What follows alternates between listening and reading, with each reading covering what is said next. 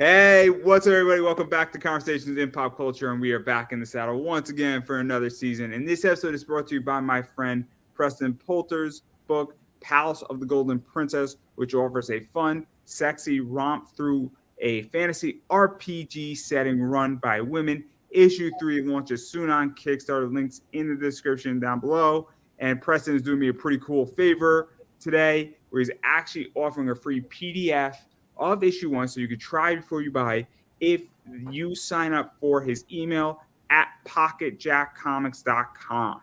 So if you want to figure out what this book is, check it out before you back it when it launches. You can go sign up for his email and you can read the first issue for free.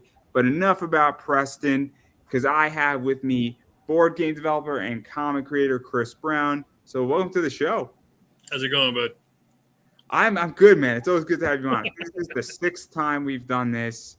Obviously, a lot of people know you from a lot of different stuff. You got a lot of things going on. You've done a bunch of stuff with Welcome to Slaughterville, and you're back doing it again with an RPG. But before we get into all of that, let's kind of talk a little bit about what Slaughterville is before we go into the RPG side of it all. Sure. The whole world of Slaughterville is all about being able to play through your favorite horror movies in one game. Okay, I got so tired of games being so restrictive that once you played it a few times, you knew exactly what you were doing and you were done with it. Well, with Slaughterville, it's drag and drop that's so modular that you can drop in any villains, build a town out of. You only use 6 locations, and we have like 18 of them now. So you a lot of variety, and we went from there. We put it into the comic book, which I'll be honest with you, I've been a storyteller for ever. Okay, I've always loved telling stories, and after the comic books, and they went pretty well. You know, they did pretty well. We went, and now we're doing the RPG. But if you love horror movies, if you've ever yelled at the screen and said, "Don't do that, you moron," now's your chance to prove it right. Because, I mean, it's up to you to actually not do that. So I do want to dive a little bit into Slaughterville, because obviously Slaughterville 1, or the base, came out, the first one. And then the second one came out, which had further game mechanics, refined positions, sort of expansion. And then I think some expansion packs came out. I think Slaughterville 3 came out. And then there was like the Ultimate Slaughterville Edition, which I think has everything. And it's also got components that you could put if you have the base stuff in there and you have some other stuff in there that you could put in there. And it's got some nice things in there. And it is a little pricey, I'll say that, but it also has everything in it. So it's kind of one-stop shopping. And this is one of the things that's really interesting, is that you've developed Slaughterville on a board game level. And so what is that like? Because you now know this really well before we even talk about the comic stuff. And then we're going to get to the RPG, but I think it's really important that people know that this is a vast world, to say the least. To be honest with you, I love that you said that it's a vast world, because that's how it is. To me, anyway. To me, when I look at this game, I see the people living in it. I see I call them the citizens, the backers, right? And I like hearing their stories. And each location has its own story. It has its own feel, its own personality. Same thing with all of the villains. Dracula is going to feel much different, because he's trying to save his bride and take her back to Transylvania, and you're trying to stop him, just like in the Keanu Reeves, Bram Stoker's Dracula. And versus Frankenstein, who's the doctor is trying to build the pieces. Because remember, Frankenstein's the doctor, not the monster. We have an ancient burial ground. We have a zombie. Zombies is you have the big one, right? The director's cut. Yeah, I'm not gonna ask you to get it, because it's like, what, 40 pounds? It's about like 15. Yeah, it's like a nice dumbbell. It's a good box. But the zombie horde is actually it's our fun take on shuffleboard. Right? Because you flick a little disc up and it slides in, and that's how many zombies you shoot. Right? So, I mean, we made this game to be something for everybody, so that you can have fun, tell stories. And Let's actually talk about this, because I love video games in particular where it's just massive, right? So there's 15 directions you can go in, and you can go this way, that way, and you can basically do whatever you want to do. And if you can build it, you can create it, you can do whatever you want with it, you can go down that path. And there's something to be said about that because you have a lot of, flexibility on paths that you can take and a lot of customization and components like that. And so what is that like for you? Because that could also be problematic though in certain ways as well. And so what was this like really building this out? Because this is what's fascinating about the Slaughterville and even the director's cut in the big box is that once you have 18, 24, 30 villains and 50 locations, is that it becomes, yeah, I don't want to say it becomes too big, but could be a problem with mechanics where certain things might not mesh well together and how to fit it all together.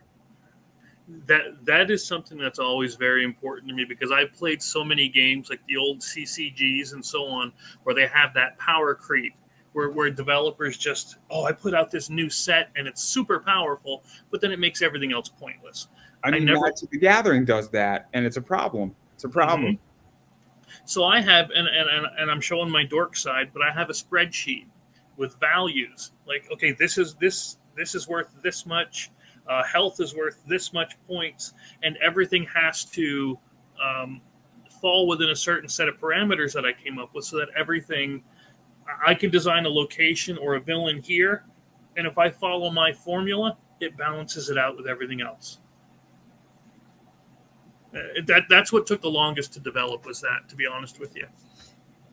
No, it's interesting because this is one of the things when you do add expansions and dive into this and even going beyond storytelling, because obviously you have a story and, obviously Dracula, if you're playing against Dracula has a sort of, I guess, a story that's going on, but you can choose what you want to do in it. But there is a narrative, and every villain has a narrative because they have certain parameters that they could win. They have certain parameters where you could win. And then there's certain things where there could just be a stalemate in certain elements, in which that it's crystal clear that this game is going to end one direction where nobody's giving ground. And so what is even that like? Because you could lose, or somebody could choose to lose the game if you really want to. I mean, if you're having a particular player who says, guys, you all suck. I'm going to personally roll a 1. Have fun. You can do that in this game. So what is that like to really build that out? Because there's a lot of stuff in this game that's really interesting, and it's replay value, as you stated. Yeah, I wanted to make sure that everything was scalable, especially if you have that player that tries to purposely tank the game and try to be the jerk that way, where you can just say, all right, you don't want to do this, you don't have to play. And then the game will actually automatically adjust itself. Each villain is built so that it'll do that. And you can, or if you wanted to add somebody while you're playing, go ahead. It's okay. Because the villain will auto adjust. It's just the way And then obviously I do want to talk a little bit about inside business before we dive into the comic side of this stuff. Is that what was this even like, just even developing it on an expenditure level? Because that's the other thing too that I think is fascinating at this point is a lot of money went into building this stuff. And obviously I think it has raised a lot of money, all of it collectively. And obviously after the campaign's over, you sell it directly, you manufacture. And obviously I don't think you're manufacturing stateside. I think you manufacture, do you manufacture in China? Yes. Because you do big volume. It's not a small game in that regard. But what has this been like? Because obviously you started off with the first one, and then 2 and 3, and then obviously the director's cut. But what is that like to even fund all this and figure this out and have it that, profitable? That is the key, isn't it? You don't want to be working from game to game or comic to comic. If you're living, just if you're using one just to pay for the other instead of having enough to set aside, it's not really going to be worth it. And that's our goal with everything is, yes, we want everybody to have fun. We want everybody to play it. But if we can't stay in business, we can't keep making them. Because isn't this the problem? And this is what me and my guest before you were speaking about is a lot of people in comics and I feel board games, they don't really understand that this is a business.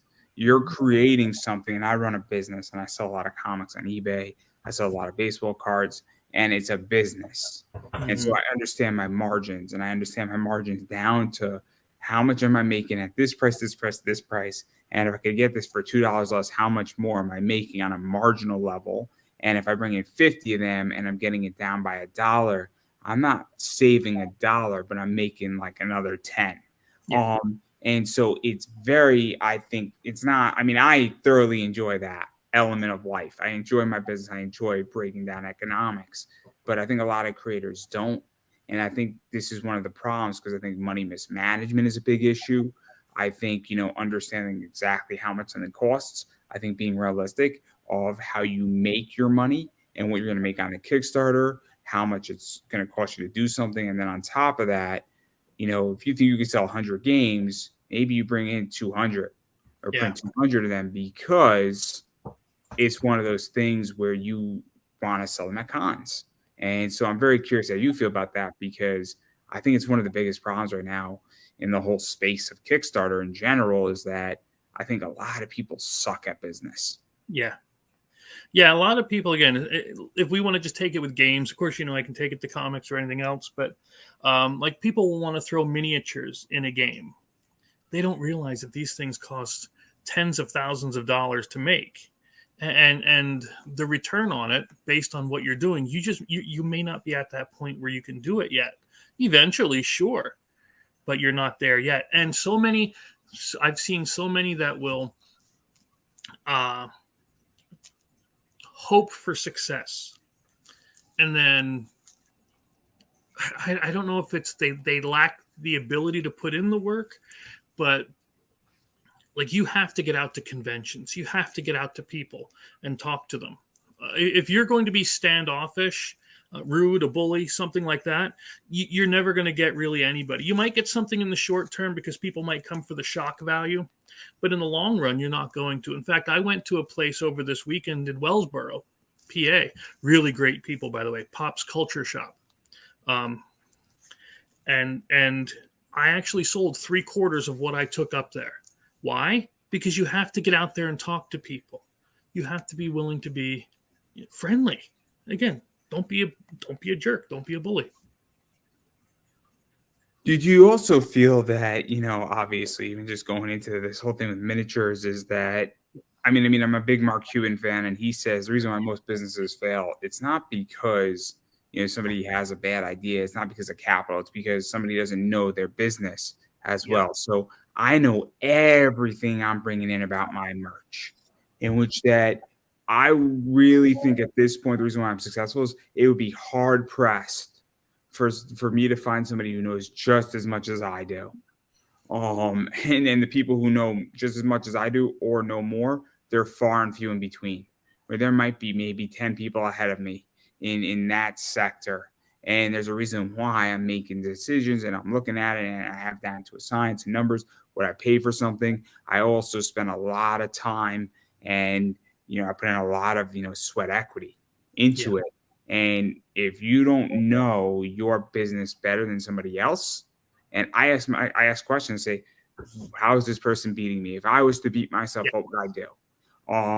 And that's what happens. And now, obviously, I'm in a cooling off period, so I'm not as aggressive right now. But in about 2 months from now, I'm going to start shooting out emails to people and doing how I would want to beat myself into my business. And so I'm very curious how you feel about that, because I feel like a lot of people in comics and Kickstarter, I don't think they're lazy. I just think that they don't really know their business all that well. Right. A lot of people do stop at the end of the Kickstarter, and they think just because they were successful with that it's enough to carry the momentum, and they have to understand that those conventions, those trade shows, in fact, getting out to retailers, just talk to them. I mean, I'll throw you another one. Sorry to interrupt. Why is it that people only want to do media when they're doing a campaign? Shouldn't it be so obviously we all know how I feel about podcast bookers, and I hate them. I'm sorry to say it. I'll be very honest. But if you're using a podcast booker, you should be, and you're paying them $200 a month, your podcast bill should be $2,400 a year. I mean, theoretically, because you should be being booked on a show every single week. And when you're doing your campaigns, you should be on 3 or 4 shows a week. And when you're not doing stuff, you should be on 2 shows a week. And you should be booked so that you do 100 to 120 podcasts a year. And because you need to be out there, you need to be everywhere. And that's what I don't understand is that, and I also don't understand, this is just my thought process, is why is it that you fund your campaign and that's the be all end all? Shouldn't it be that the campaign is successfully fulfilled? That's part A. Yeah. And that's part B, right? Yeah. And A is funding. B is fulfill it. C is make sure you, after you fulfill it and you have that stock sitting there, get it out of your house, your basement, wherever you have it. Take it places. Show it to everybody. Talk about it to everybody. Now, I'll be honest with you. I'm okay with talking to people. Obviously, I've been doing this kind of stuff for a long time. But my cousin Ben, Big Sexy, right? He has that knack. He has that knack where he can walk into the middle of the desert, find somebody who just crawled out of the ground, and they've been best friends for 30 years. I don't know how he does it, but he has that thing, and he does that with Gone Hunting a lot. He's gotten me a lot of interviews and a lot of talking with people about Gone Hunting and stuff. But that's just what he does. It's just what he's real good at. But like you said, why are you paying somebody $200 a month to find you these podcasts and things when all of that information is not giving me a readily available? Yes, that information is readily available. I would rather give it to somebody who's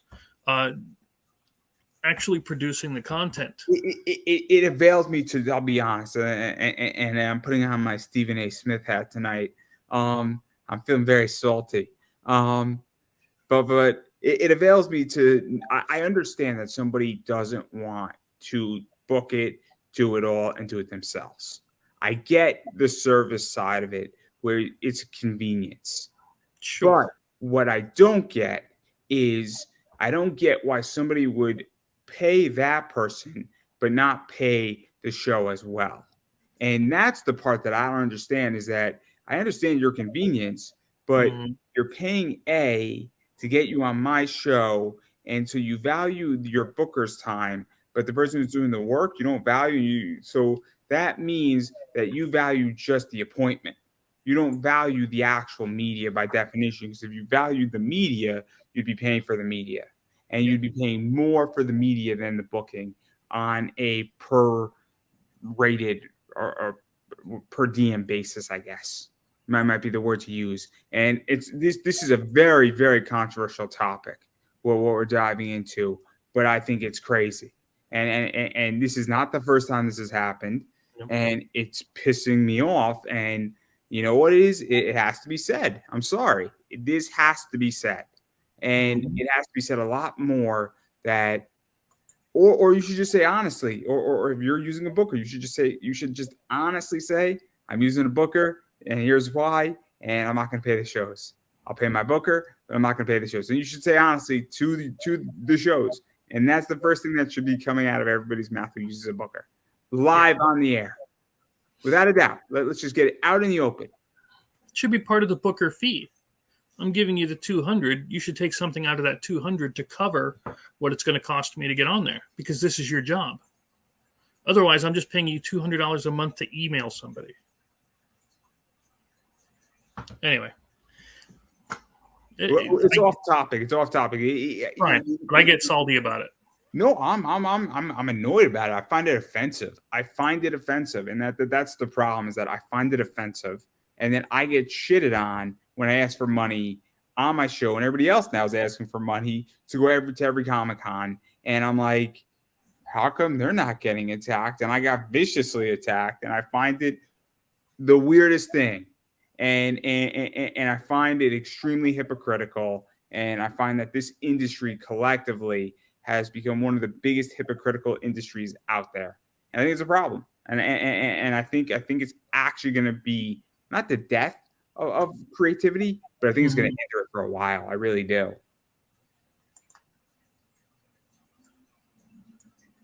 I don't know what you think. Yeah. I mean, it's just We're building Slaughterville 4. This is going to be the enemy. Yeah. The anti-creator.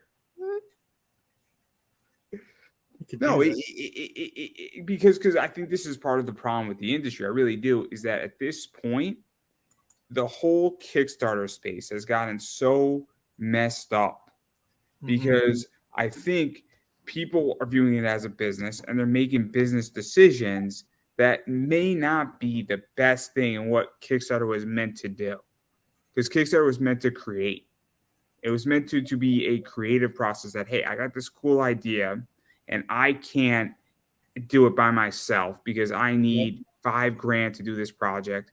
But if a bunch of people pull money together, I get my project and you all get a book, and then we can do this again for issue 2, or we do this for the second board game. And I think that's where this thing has gone awry, is that people now say this is a business, when in reality it's not, because Kickstarter is its own ecosphere and it's not the ecosphere outside. So I'm curious what you think. No, I mean, plead the fifth at any point. What's that? You could plead the fifth at any point. No, nobody scares me. It's I don't know. It's gotten so. Part of me wants to say clicky. Another part of me wants to say cult-like. There is definitely that, and it's the instant you get any kind of success, you forget where you were the day before. Right. Yeah, I think there's a lot of that going on too. And I've seen it happen with some people that I used to talk to. And I mean, used to talk to recently, where they've suddenly gotten success and now you're not good enough. I mean, I put up the quote, right? The Undertaker quote. And I think it really sums it up, is that the toes you step on, you have to remember that those toes are connected to the asses that you will be kissing on the way back down. And what the Undertaker is really explaining and talking about in wrestling, I think it's relevant in comics, is that, look, if you climb on somebody's back and screw them on the way up, there's going to get a point where you are not on top anymore and they're climbing up, and you're going to have to be really, really apologetic. So do you really want to step on people's toes, or do you want to say, hey, excuse me, I'm just going to pass right through, and be very polite and say, hey, when I'm up there, I'm going to help you try to get a hand. Yeah. And I think, I mean, I've seen it in comics, and I think it's crazy. I think it's really problematic. And I think that a reckoning is going to come. And I think that there's going to be a change. And I think it's already started. I really do. I know so many people who struggle to get their books funded now. And I think that it's coming. And I think it's only going to get worse. And so let's actually talk about that, because I'm curious how you feel about that. Why do you think that campaigns are struggling?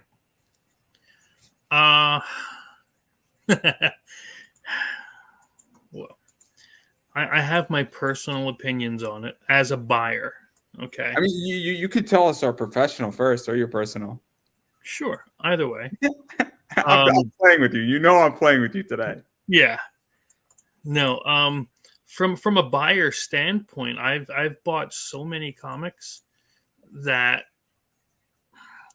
$15, $20 for a 24-page book, and it just wasn't that good.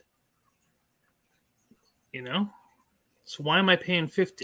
Now that I know from the business side how much one of those costs, why am I paying $15 or $20 for a 24-page book when I know what they cost? I mean, let's talk about that. So on a printing level, I mean, I think I have an idea how much a 24-pager costs. But you probably have a better idea than I do. I don't think it's a secret for the most part. You can get those. You can get the quotes instantly. So I mean, what is a quote like that? Just curiosity, off the top of your head. Honestly, 24 pages.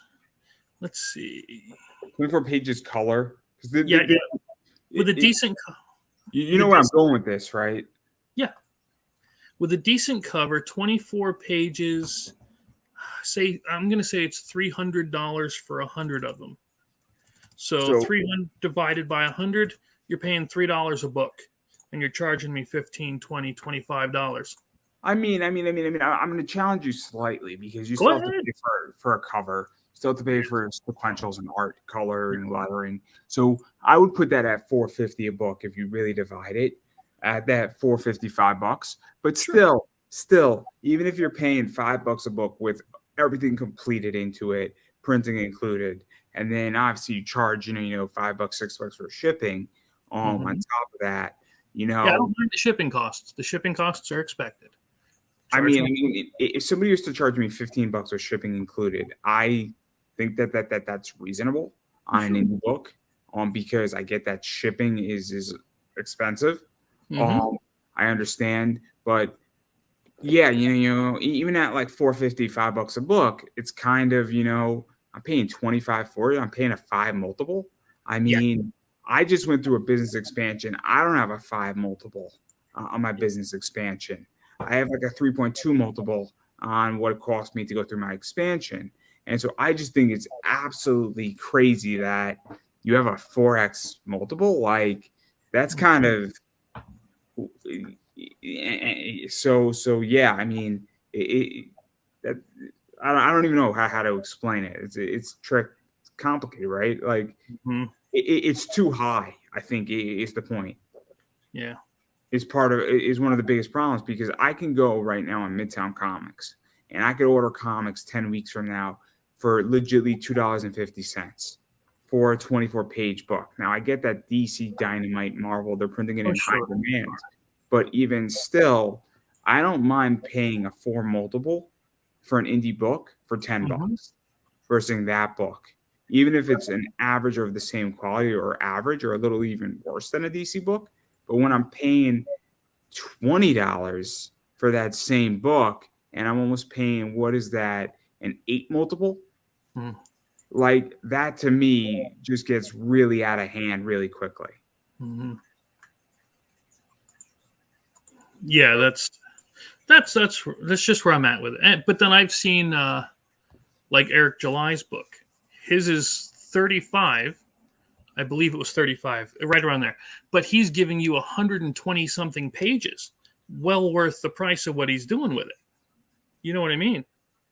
And that's what it started at. So he didn't know he was going to cut 3 mils, you know? So he was already giving you what I would have considered a reasonable graphic novel price for, 100. Yeah, I think it was about 120 pages for the first one. I wouldn't see any issue with that one. So let's actually talk about that too, because graphic novels are trippy and tricky. Not trippy, they're tricky right now. On They can be trippy. There's nothing wrong with it if there's some weird stuff out there. You could go on a nice trip through Wonderland and a bunch of graphic novels. I mean the place that Alice went to, not the drug. I just want to make that crystal clear. If you want to go Either to, one. that's on your time. Yeah. Alice might be there also. I don't know. But anyway, I mean we're going down a rabbit hole anyhow. This interview started off here, and now we're in the rabbit hole. But anyhow, graphic novels right now are really struggling on Kickstarter. I'm curious why you think of that too, because you do Welcome to Slaughterville, the graphic novel, where you do it in a nicely bound book. I view your thing as a miniature graphic novel. I know you have 3 that's coming out soon, after the RPG, which we're going to get to in a second here. But why do you think they're struggling, and what do you think is even like the impetus? Because that's an issue, because I know there's the issue of sometimes price. Sometimes it's also miniature graphic novels where somebody's like, it's 64 pages and you're charging me $25. And Yes. to me, that's a little bit out of bounds a little bit. That's kind of expensive per page. But also sometimes people want full content, and there's other things too in play.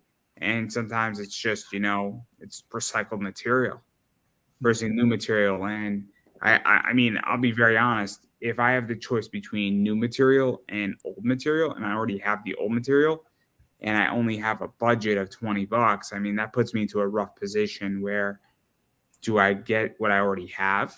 Mm-hmm. A nicer, I guess, more, I don't want to say sustainable, but bookshelf Yeah. quality position, or do I get the new thing because I already have the old thing just in floppies? So I'm Mm-hmm. curious how you view it, because it's really interesting, and it's nice to hear from another person who's not me. Well, that's again, my book one was 48 pages, my book two was 56, and I charged $15 for both, right? For each copy. Each one was 15, which I thought that was pretty decent for what it was. Because, like you said, you have to pay the art costs and everything else. Now, I did not make much of anything on those two books, simply because of the art costs for 56 pages. Um, but why is there such a slowdown in the purchase of comic books overall? Honestly, it could be oversaturation, um, but it could also just be the direction of people are just getting sick of it. People are not, the comic book movies themselves are not as hot anymore. So then now people are translating that into the comic books themselves. It doesn't matter if they're related. I know the indies are not the Marvel or the So DC movies, let but me throw something to you. Sorry to interrupt, because I think this is relevant. So obviously the big news that came out yesterday was that Microsoft got approved for their Activision deal. So they're buying Activision for 70 billion. Just to put this in perspective, Sony bought Crunchyroll, which is the biggest anime platform in the Mhm. US, for 1.2 billion. So Microsoft is paying essentially a $70 billion, 70x premium more than Sony bought Crunchyroll for, give or take a little bit of money. And so, I mean, to me, it almost seems that people aren't gravitating towards comics because they're gravitating towards things like anime or video games because they perceive more value. There's more Mhm. entertainment, there's more streaming, and they're more accessible.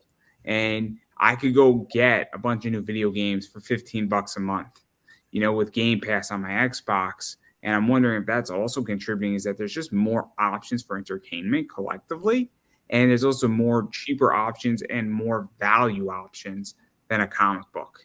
I don't know how you feel about that, because that's what I think, at least. And that's a good point. I know for me personally, and that's really all that I can speak to there, as I have I have the PlayStation, but so I have their Ultimate Pass where I get all the games too. Um, but it doesn't affect the other purchases. What slowed me down with the comic book stuff was just so much of the flood from it, and um, So and let me we're ask just it this way, because I don't know if it's a deflection of purchases or if it's time, right? So right now I'm on a big anime drive.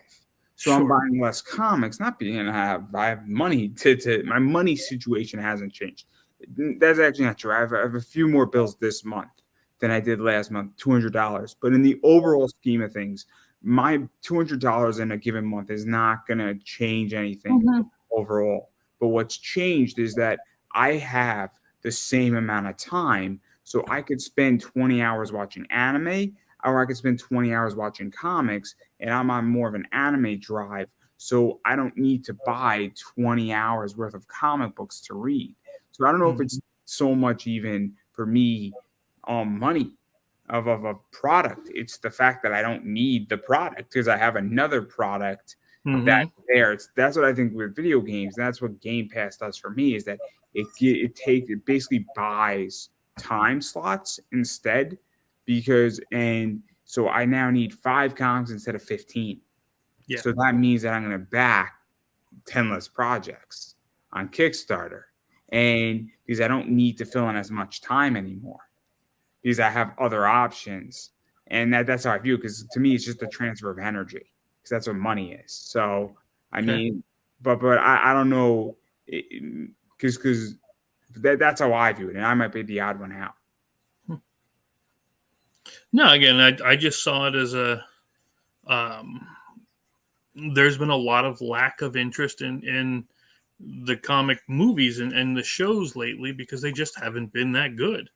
And that's going to translate into, again, whether it's, we understand that the indie comics are not related to Marvel and DC, but the average, what they would call normie, doesn't. They just see comic books, right? Am I right?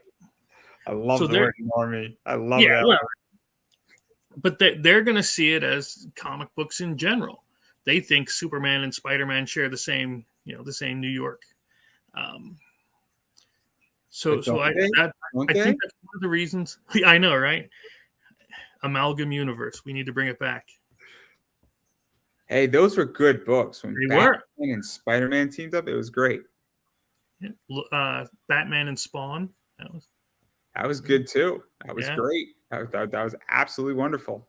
But Mhm. enough about getting you and me both canceled. I'm sure we're going to revisit this. But I definitely want to dive into the RPG. Oh, we Okay. got a little sidetracked, but I want to talk about the RPG. And obviously, we did speak about Slaughterville.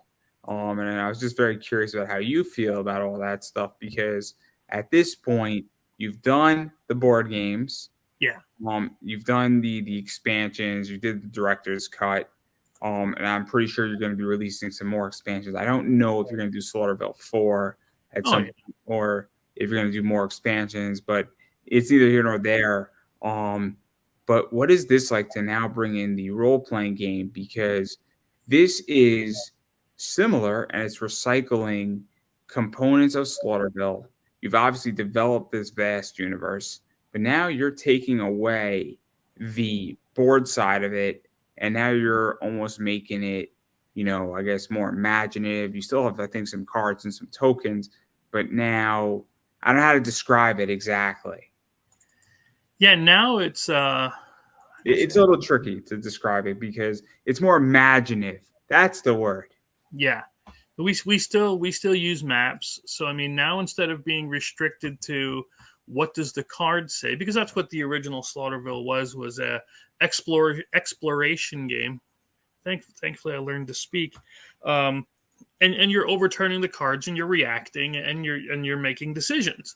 Now there's no limit to what you're going to be able to do with it. You're not just going there and overturning a card to see what happens. Now there's going to be a story, which is what we call our adventures, campaigns, and stuff. We call them stories that you're going to follow, and you're going to make your own decisions. You're actually going to be there, and you can have it where your character walks by this rundown asylum, hears somebody screaming inside, and you can just say, "F that, I'm outie." You can walk away. It's up to you, But what's neat about it? Go ahead.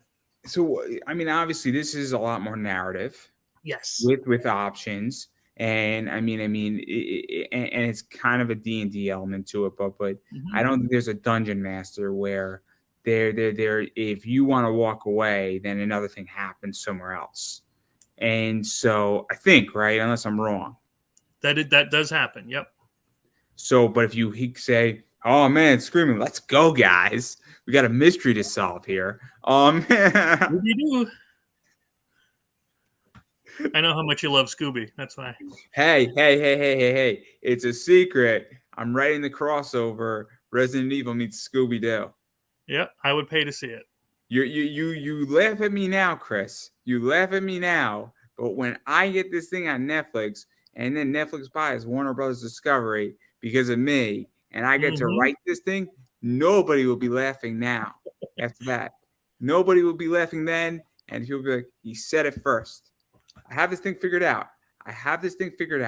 It's gonna be great. Velma's gonna be with Rebecca Chambers. Mm-hmm. Fred will be with Chris. Barry will get Scooby. Daphne will be with Jill, and Wesker will be with Shaggy. It'll be There you great. go. And they have a mystery to solve, and they have to figure out who did what. And then when they unmask it, it's the Tyrant X. It's great. This whole thing is going to write itself in the mansion. Mm-hmm. It's just a writing thing waiting to happen. I'm telling you, I think we have a winner here, guys. We have a winner, and you can all laugh at me, but it's already written. I just need the approval to start shooting. The series, not the I was gonna weapon. say, what's your Um, budget? at least. I mean, since they got what 200 million, I could do it Yeah. on like 30. Easy, easy. I mean, Um, all I need is a mansion yep. and a few cameramen and who played Fred in the Scooby Doo movie. That's the only person I want back. Freddie Prinze Jr. That's the only person I want back. And didn't his wife play Daphne? Yeah. Yeah. So we'll bring her back too. It'd be great. It'd be great. And I just need to cast a good Jill, a good Rebecca Chambers, and it's not that hard to find people. This will be easy. Wesker's the easiest to cast. He doesn't even have to show his eyes. I And no Mila Jovovich. mean, she wasn't on Stars, so it's all right. But anyway, back to your game, please. All right. So yeah, it's like you were saying, every story that we have is going to have a set of locations, just like the board game does, right? And when you visit a location, it's going to be you'll get the description of it, and if there are any major events that happens, the game master person is going to know. But behind the scenes, there are what we call story beats. These are things that happen, even if the players are not doing. For instance, if you were planning on robbing a bank, not that you would, you're still going to please.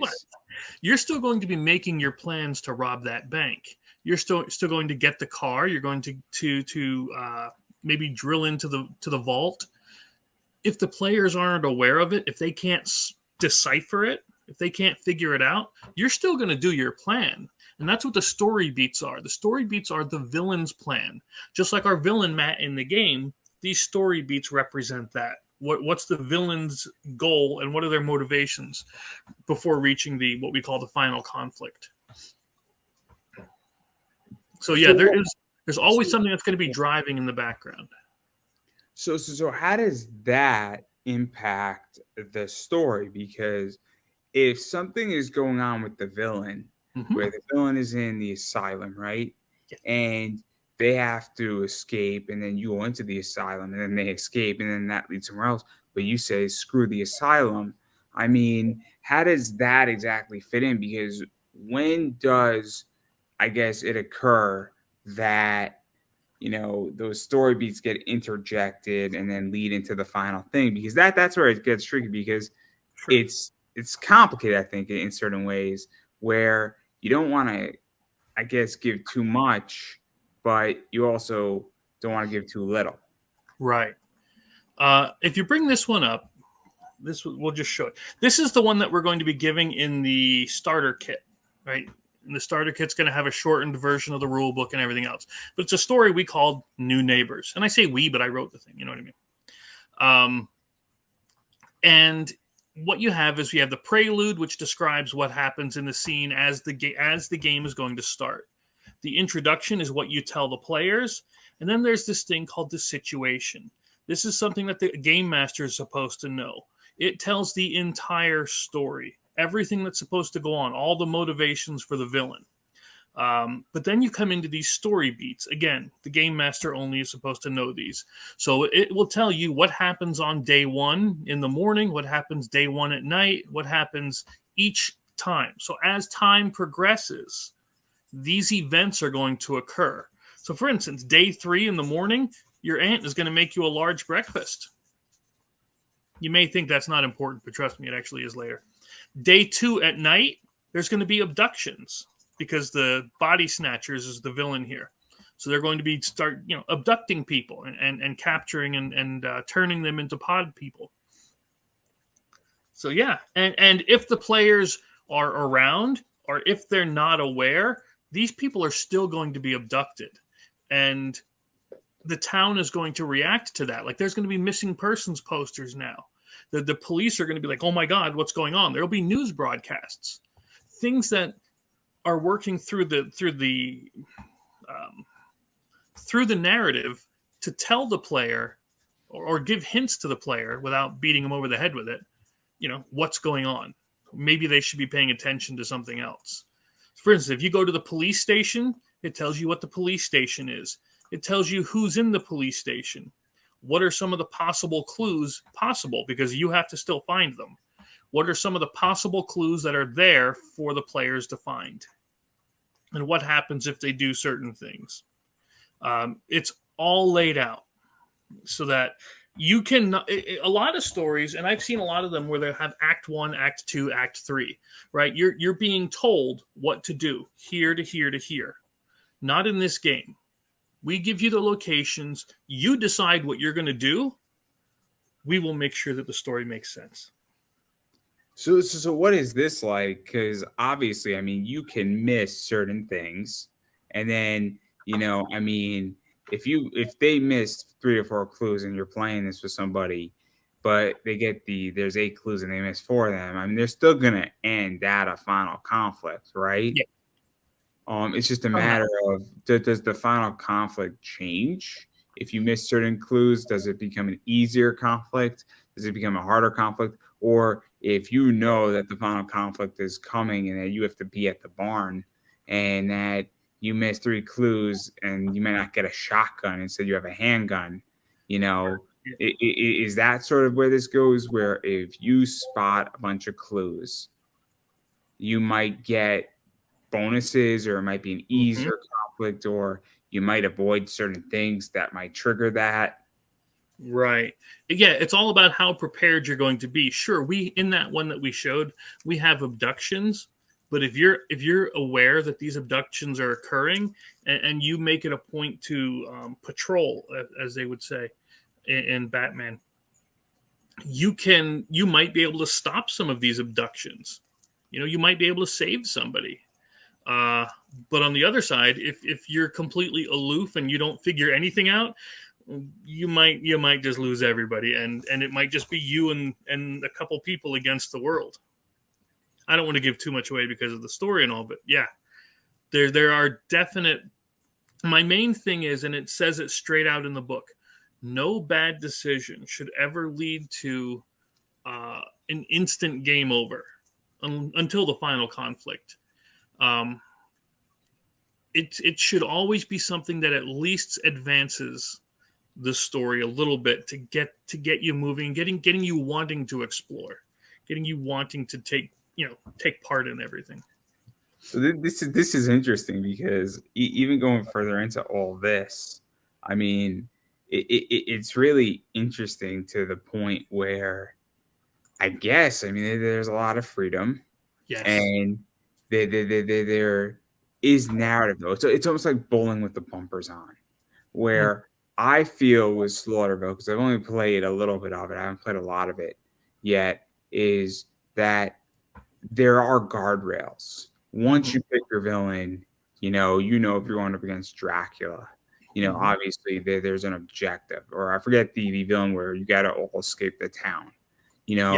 There is a ending or a winning or losing clause. Here, I feel, is that cool, we have this whole parameter and you can't leave the barrier, essentially, but you could trigger certain things faster or slower, and it's a very different game. We're seeing with Slaughterville, I guess there's still barriers, but I feel that there's a win-lose clause, versus here you have to find your win-lose clause. Yeah, that's the point of the exploration, is to find your adventure. So it's interesting because it follows certain game mechanics, but what is that even like?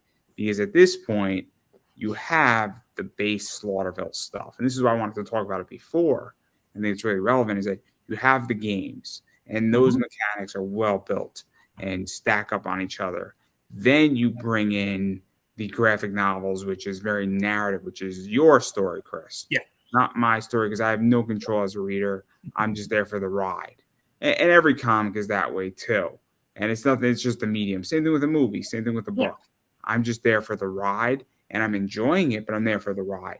And here now we have a beginning and an ending, but we don't have a middle. Right. That's your job. And so, what is that like? Because it's similar to Slaughterville, but it's very different at the same time. And but it's also still you're in Slaughterville, and the conditions and the game and the concept is extremely similar. And we do have all of the villains from the director's cut in that core rule book. So all of the villains from Slaughterville 1 are in there for you to play around with, and you can make your own character. We have ways, we tell you how to make a character and everything else. Real dead simple. You do in like 5 minutes. But making it's my goal with everything I make is to ensure that you have a good story to tell. Obviously, except for the comics, right? That was my version of what happens when I play the game. But when you're playing these games, I want to make sure that you have the single best time telling a story that 5 years from now you're saying, dude, do you remember when? And if you have those moments, that's all I care about, And in fact, I even brought in mechanics, because in the board game you can panic, right? If you fail a nerve check, you panic, you freak out. So in the RPG, there's actually a mechanic that you get stress dice. So the more nervous you get, the more your nerves go up, the more stress you're taking. So you get to actually roll extra dice. But if you roll a 1 on those dice, you have to roll on a panic table. So you freak out for a minute. You know what I mean? Maybe you drop your weapon. Maybe you run around screaming. You slap somebody at random. Something's going to happen. But yeah, so I wanted to bring so much of that game into this that, it was just real important. Plus, in the board game, you can actually get animal companions. You can get a dog, a wolf, a yeti, and some other things. I put that into the RPG, so you can actually tame. I have things in there for you to tame animals, teach them tricks. If you manage to catch a giant spider, you can teach it to fetch, roll over, play dead, whatever you want. Yeah, if that's what you wish, it's there for you to do it. See, it's interesting because obviously freedom is fascinating, and Freedom. this just provides another option to play in certain ways, and that's really what's fascinating about this. Because I mean, we were joking about Resident Evil before, but there's so many Resident Evil games out there. One of my favorite games is Resident Evil Mercenaries, Yeah. and the 3DS Mercenaries, because there's no story. It's you on a mission defeating a bunch of enemies, and you could be any player and you could team up with any player. So you and Hunk and Jill Valentine can team up with each other. And it's a lot of fun because you're just killing the enemy. It's not and all these bioweapons. Sure. And so it's really cool because when you're doing it that way, it's a lot of fun. So my point is that it gives a lot of freedom. And so it's just a way how to, I guess, recycle. I know I know you're dead serious about it. The Scooby-Doo Resident Evil crossover event of the century. Yeah, I am. But I actually, and I spoke about this on one of my streams when I was demoing the game, the RPG, that you can take this. Yes, we know Slaughterville is a horror game, right? Bloody, killing, guts, and all this kind of good stuff. But if you wanted, you could tone this sucker down to G and play it straight Scooby. You could, because all the stats are there. You just have to say, instead of a dead body, it's somebody knocked out. You could still have a giant spider, but don't, tell the kids it's dripping venom and ready to tear your insides out into goo. You know what I mean? Play it. You can play it gentler with kids if you wish. So let's actually talk about this, because obviously I am not a D&D player. It's not my jam. I'm not a massive board game player either. I backed a D&D book. If I ever get it, it'll be a miracle. Right.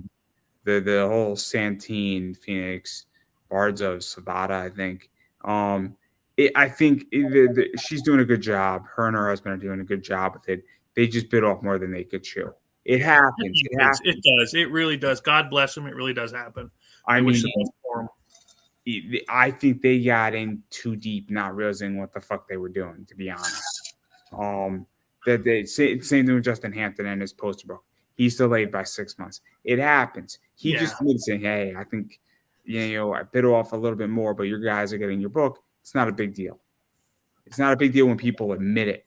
When they Honesty is don't important. admit it, it's a problem." Mm-hmm. But but the thing is that there's a lot of modification in Santine's book, and there could be modification in this book too. And Sure. so, what is that like? Because this book versus the board games can have certain things that can be modified a hell of a lot more than the board games can have. And so, what is that like too? Because this can hit a different audience completely than the board games, or conversely, somebody could be like, "Hey, look, I've been playing this board game for 5 years, and it's getting stale, and I want something new." Yep. Because that's the other thing too that's tricky as well, is that how do you grant somebody something new but also familiar? And I'm glad you brought that up because it really was important to me. Because when I tell the stories, of course, I'm going to tell it from. I grew up. I swear to God in heaven, I was 5 years old when I saw Friday the 13th on Laserdisc. Okay, I'm used to the blood and the gore. It doesn't bother me. But I can also see this as uh, something where you can just take kids on a little Halloween adventure. You know what I mean? Not Halloween with Michael Myers. Don't do that to the kids. That would be awkward. But something like what was that Jack Black game, or was it Costume Quest? That one. I don't know if you ever played that one, I but didn't. it was the kids and they dressed up as Halloween costumes, and it was a little simple RPG. Okay, it was pretty neat. For PlayStation, I believe it was. But you could tonally take it from straight horror down to more Monster House or something similar to that, where it's accessible to kids, where you don't do all the blood and the gore and the death and the eyeballs popping. Or you can take it all the way to the extreme where you have people eating people. Speaking of cannibal rednecks, that's book 3, by the way. And It's go ahead. Yeah, I'm just really happy with how you can tailor this to fit whatever your situation needs to be. and even going further and going to the idea that obviously, I mean, Slaughterville, I don't know how old Slaughterville is when you first started. Over 10 years. So at this point, when you have something that's 10 years old and you have 4, 5, 6 versions of it, you have updates in it, obviously you have to bring out new product. It's kind of like, I'm trying to think of something in comics where, you can have your 6 issues and then you need to come up with Kanto. Kanto is a good example of this. So Kanto had the first 6 and they did Kanto 2.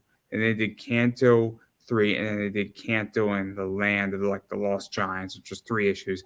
Then they did Kanto 4, and you need to bring out new product because you just can't rest on your laurels, or you need to do stuff like Batman Red Sun. Oh, Great graphic novel, brilliant. For those who haven't read it, the basic premise is that what if Superman's entry point was in the Soviet Union and not in the U.S. And think about his upbringing, because he would still be Superman, but his values would be very different. Fascinating book. I won't spoil that, but that's a must read. It's amazing. It was Bendis who wrote it, right? Michael Bendis, I think. I don't even know, honestly. Michael Brian Bendis, I think, wrote it. Yeah. Could be. I'm 80% sure on that. Great book. I'm not going to ruin it. I'm not going to ruin it for everybody. Yeah. But basic premise is awesome. But what is that like? Because at this stage, in your portfolio as a business, because we were speaking about that, you need to have different players and options in your portfolio in order to stay in business. Because when one component works, another doesn't. Right. Yeah. I just checked. It was Mark Millar, by the way. My bad. I thought. No. It would have bugged me if I didn't look. But yeah, no, and that's why we did. God bless. I love the horror stuff. Okay, I really do. It's what I'm good at. Okay, but it's not the only thing that I'm good at, and I don't mind being known as the horror guy. But it's also one of the reasons why, like you said, with branching out, why I brought out the comic books. It's also why I did Gods of Metal, because I love heavy metal stuff and Brutal Legend and all that. And it's also why I did Gone Hunting. That's a good box. That's a good looking box. Yeah. Wait until people play it. Yeah. We actually, I sold about, I'm down to like maybe half stock already. It's going quick. It's going But real we're going to fast. talk about it. We're going to talk about that too. Yeah. But no, that's what that like you said, how do we keep it fresh? That's why I did that thing with the zombie horde. Was now that's a whole new game mechanic built into Slaughterville, right? Yeah, It's still yeah. Slaughterville. You're still exploring. You're still overturning cards, but now you're playing shuffleboard as well. This is interesting because this is something, and to relate back to my business, I think this is really relevant. I like to test SKUs, right? Mm-hmm. So I will pick up Zenoscope. I used to be purely Zenoscope, and I've actually moved about. I still have about a 20-25% stake. So I reduced my stake from 80% down to 25%. Big risk, big risk. It was getting really hard to move Zenoscope books, and I brought in things like Merc Mag, Mount Olympus. I'm waiting on my big dog ink stuff. Comics Elite Power Hour, Yeah. and I brought in a lot of this stuff in, and I'm testing SKUs because guess what? When Mount Olympus books don't work, what does? Power Hour works. When Power Hour's not working, guess what's working? Zenoscope works. When Zenoscope's not working, I bring in baseball cards. They start working. And I mean, it was just the All-Star games. So baseball is really hot right now. The next week or 2 weeks is going to be a really hot time for baseball cards, and it's reflecting in my business. So that's diversity matters and bringing in different components. And I think it's really interesting. I think this is a big, I think it's a double-edged sword, to be honest, in comics and in any creation, is that you want to be diverse, but what happens when you become too diverse? Because now you become a holding company without a specialty. I'm a specialty company where, by definition, my business plays in bag art. It just so happens that I play in 4 or 5 or 6 SKUs of that from 4 or 5 different things, and I look for certain covers that I know are going to work. Have you heard of Bound? Is it Bound of Blood? Bound. Born of Blood. Born of Blood. That's the one. Yeah, Dolan's been on my show. It's been like 4 times. I that guy I want to talk to. He because that book looks pretty cool. I didn't get a chance to get it yet. It's hard, like you said, with time. It's what do I have time? But that is definitely one I want to pick up. But Born of Blood is good. I like what they're doing. Merc Mag, some of their stuff is hit or miss, like Catfight. Sure. It doesn't exactly do it. Miss Meow, it depends who you are on it. Born of Blood is good. I'll be the first to say that. I enjoyed it. I enjoyed the first 2. I'm privileged that I get to read that stuff digitally, because every time I interview Dylan, I'm like, hey, can you send it to me? Because I could be an adult, and I could be responsible. But Born of Blood is good. Some of their covers are fucking awesome on that book. Some of them I can do without. I'll be honest. Some on a campaign, half the covers hit and half the covers miss. I have no problem telling Jamie Tyndall that or Dylan that. There are winners and losers on that campaign as far as cover art, and the artists are great. It's just sometimes something doesn't hit, but it's great. But my point going back to this is that, what is that like for you? Because on a business level, I think it is really interesting that you have now Slaughterville. You have the RPG, which creates diversification within Slaughterville. Then you have Gods of Metal, which creates separation completely. Then you have Gone Hunting. Then you have I don't know what else you have as far as games. I'm missing one. There was another one, The Cult. I designed that one. That's my choose your own adventure book. I did that for somebody else for a different company, but I wrote it, designed it, the whole 9 yards. That was my first experience of doing, not consulting, freelance. Is that would that be the correct word? Work for hire, freelance. Yes, there you go. But that was pretty cool. I'm telling you, The Cult is Kat's favorite, the wife's favorite. but doing a choose your own adventure was awesome. I love it. I don't know if I'm missing a game of yours, but it doesn't really matter. It's the idea that you have diversification, and when you're building a company, Gone Hunting might be working one day, and then Slaughterville works the next. And obviously, the graphic novels are also further diversification in Slaughterville too. And this is where this gets really tricky: is keeping a company afloat and profitable is a very tricky component. And becoming diverse, but also not being too diverse is tricky. Mhm. There's a reason why I play in bad girl art with certain companies, and I look for certain art, and I definitely look for anime style art in particular because that's the future. Or I look for things that are familiar. I just picked up a book from Mount Olympus that is referencing Starbucks because Yeah. guess what? Somebody's gonna see that when I throw it online. And I'm like, I love that book, and it looks sweet. Or Mount Olympus does a bunch of Star Wars stuff. That shit sells. It sells, and it sells a lot. And it sells to the same person who buys it all the time, and she's absolutely great. That woman is a saint because she waits for her books patiently. She doesn't torture me. That woman is a saint. It's so helpful when somebody's not torturing you. But sorry, I ramble. No. And I just do this when I want to remember what I was going to say. But you're right with that diversification thing, because how many people have you seen that have named their company after their first game or their first book? So now that company is only ever going to be that. Then they can't branch out because now you're associated with that one product, which you never want to do that. You never want to name your company after what your first book, game, whatever you're doing is going to be. I mean, it depends. It depends what that is. I mean, but for the most part, I would agree. What company named themselves after like their first? Oh, there've been a few I've seen on scrolling through Kickstarter. This project by, and it's the same name as the person. Yeah. Fair Again, enough.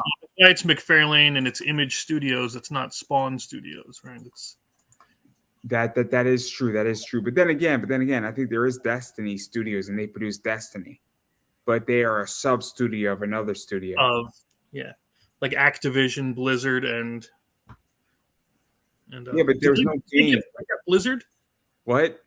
Did Microsoft get Blizzard with Activision? So Activision merged with Blizzard, Mm-hmm. and they're buying them for $70 billion. I'm getting a nice exit out of that. Yeah. A very nice exit. It's gonna be awesome. It's gonna be awesome, and I know exactly what I'm gonna do with my exit.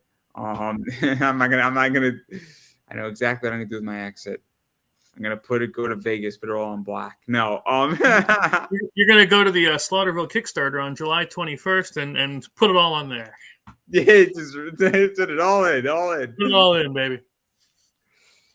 No. I know exactly what I'm gonna do with it. It's gonna be good. It's gonna be good. It's gonna be great. I'm going to go buy a 6-pack, and then I'm gonna go take the rest and invest it right into Microsoft. Perfectly. So I will take $20 out, buy me some Twisted Teas. I'll buy myself a 12-pack for a job well done, and a Foster's, because that's just the way you do it. And because it's Australian for beer, made in America, oddly enough. Yeah, I know, right? Yeah. Oh, it's just terrible. See, even Australia knows America is number one.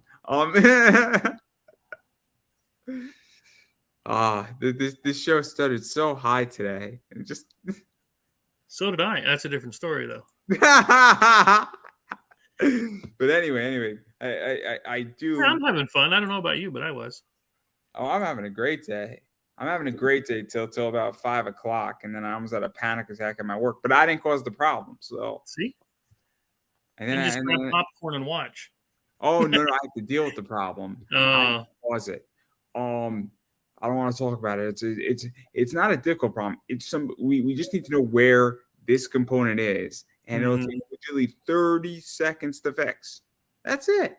I just don't know where the fuck the component is, and this is my first time doing this project, and I'm just like, help me God. And just your first time in life on doing anything is always the first time's the hardest. Yeah. And that's what she said, right? She said, see? That's why I hang out here. Well, I'm gonna have no friends soon enough in this industry, so it's all right. If anybody would like to be my friend, I'm taking applications. We do a thorough background check now. Yeah, really. But you get a membership card if you get approved. And you also get an NFT. like the Trump NFTs. You can sell your NFT. Hey, his NFTs are worth real money, apparently. That's what I'm hearing. Good for the crypto industry. That's all I'm going to say, because he's proven a point that utility matters. He sold his NFT collection with all these meet and greets and books and signings and privileges. I mean, he proved that utility dictates NFTs. Mm-hmm. Whether that was the intention or not, he actually is good for the crypto industry, and I'm big into crypto. Yeah. Me and my Bitcoin, guys. Me and my Bitcoin. And when I'm right about it, again, you all can laugh today. When I'm a whole coiner and you're not, we'll see who's laughing then. When I have my Lambo, a house, and a swimming pool in my backyard, and my Lambo is quiet as a church mouse, it looks like the Batmobile, and then I have a butler say, sir, what car would you like to take today? The Dodge Challenger? No, Alfred. The Lambo. We need something a little bit more subtle. You can actually buy the Batmobile. Yeah, you actually can. I would build the Batmobile. No way doubt. better, right? You build the Adam West Batmobile, and you just go down, and what you do is that you go really fast by the cops, so they have to pull you over. Just so you control them. Mm-hmm. You're like 90, and you say, officer, I'm really sorry, but Robin got in trouble again. Him losing his pants. Yep.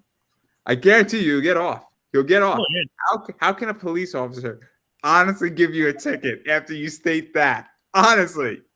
You can get right now. You can get the 1966 Batmobile for 1.5 mil, or you can get Keaton's '89 Batmobile for $750. Dude, I'd have to go Keaton's. I'm sorry. Why not both? Yeah. I think we should offer 1.8, and we could get both. 1.8, we get both. That's it. I think they'll take the deal. I'm also going to go ultra controversial and say Batfleck is my favorite Batman. I said it, and I'm standing by it. I did enjoy George Clooney as Batman. Bat nipples. That was an enjoyable movie in so many ways. So many ways. Bat credit card.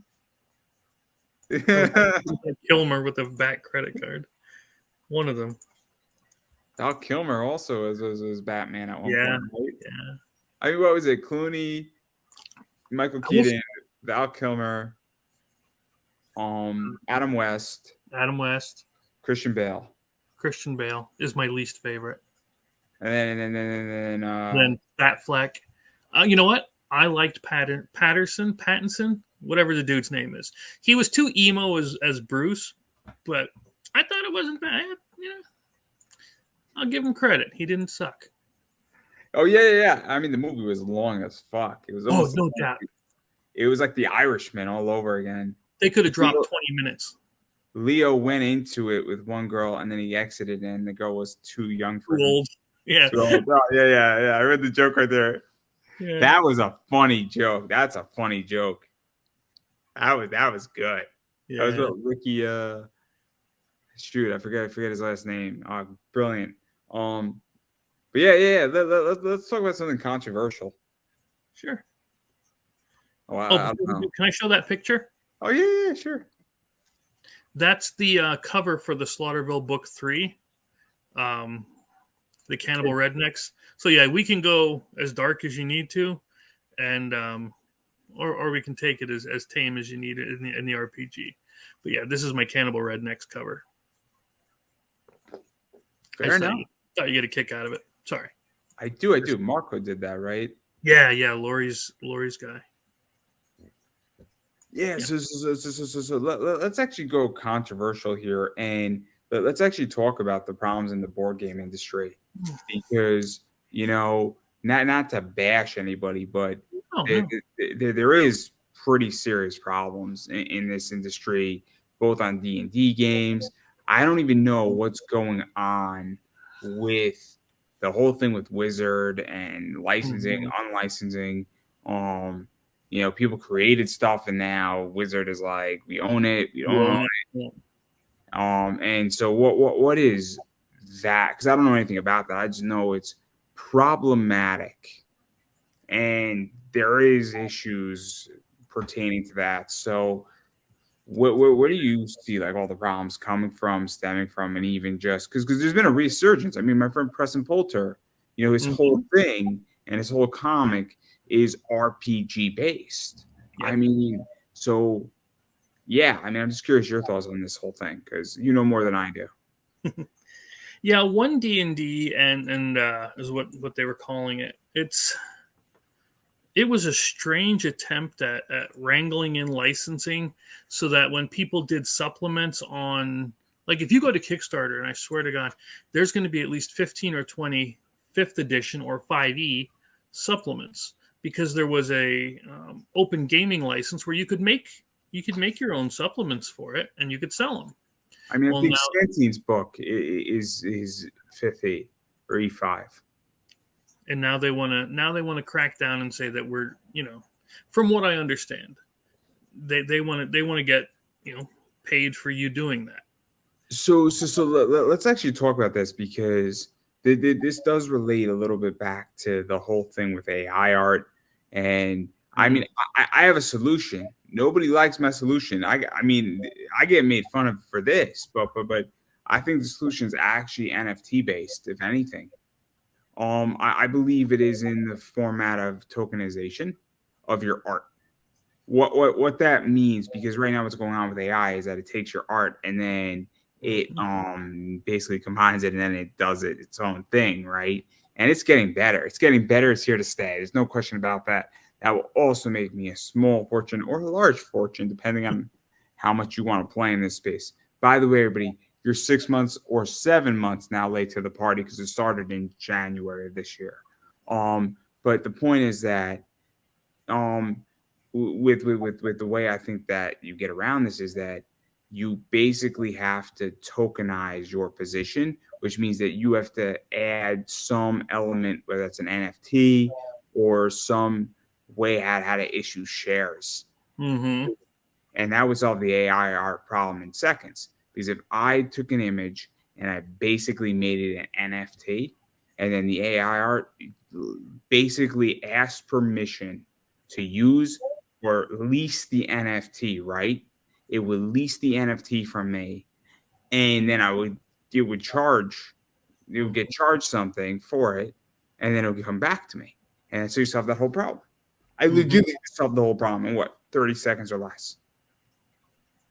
And I think that's how you deal with if they want to crack down on license, they almost have to do it that way, where they have to almost issue a subscription service.